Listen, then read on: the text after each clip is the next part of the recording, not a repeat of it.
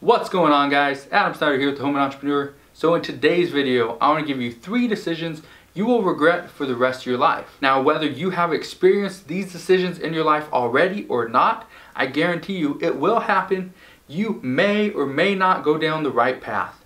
But the key here is to learn from the decisions that you make. Move on, become better, become a better you, and just enjoy your life.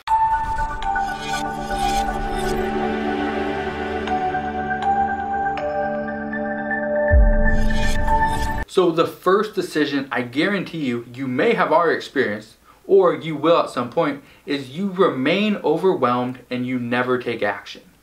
What this means is you are just overloaded with information. You may be overloaded with information right here on my YouTube channel, and I understand that. If you are, what you need to do is dissect the information that you're given, figure out what is the most important information, use that information and become better. Use it to achieve more, whatever you're doing.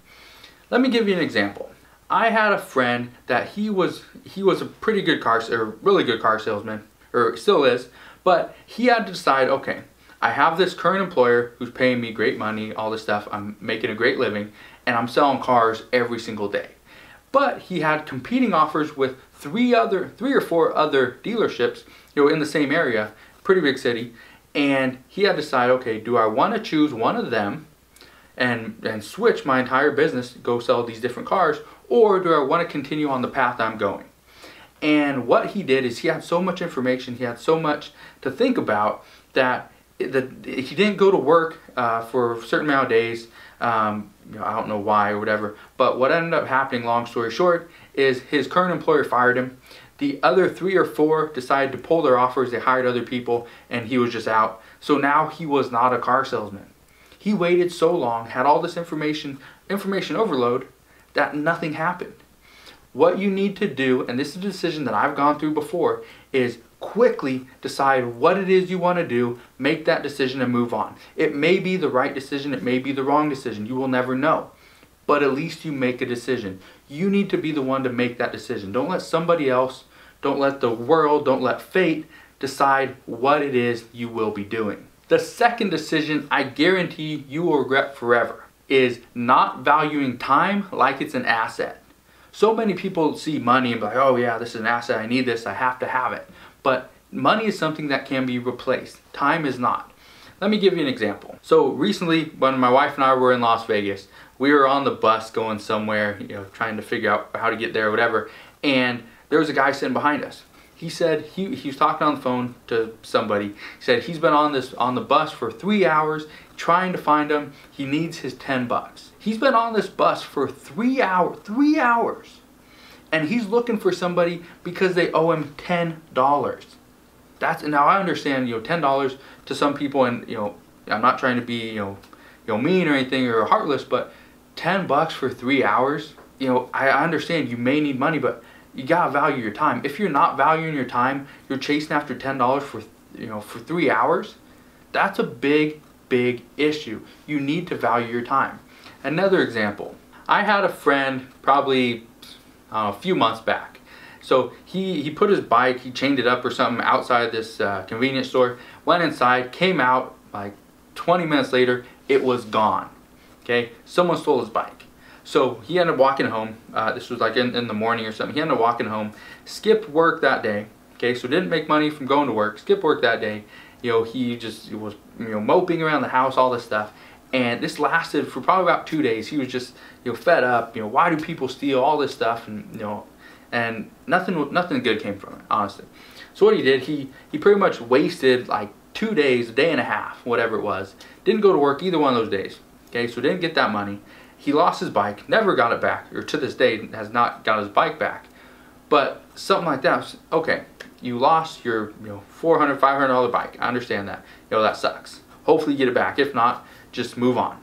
Now, so he lost his $400 or $500 bike, and he didn't go to work for 2 days. Okay, so let's say he gets $100 a day. There's $200 he did not get. So technically, that loss cost him between $600 to $700 for his bike being stolen, because he wasted 2 days moping around the house, didn't get nothing completed, nothing done.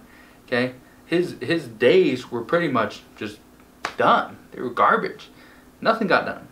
Okay, so that's what I want you to understand is your time is extremely valuable. It is an asset. Whether you think it is or not, it is an asset and you need to treat it like that. And decision number 3 that I guarantee you will regret forever if you let this happen to you is don't let others dictate your success. Dictate what your goals are in life. I have people do this all the time. People will send me messages here on YouTube, they'll put them in the comments, they'll send me emails, post stuff over on Facebook that, hey, this is my goal, but my parents think it's too much of a lofty goal. It's too big, I'll never reach that. Some of them are, I want to make $10,000 a month. That is easily attainable.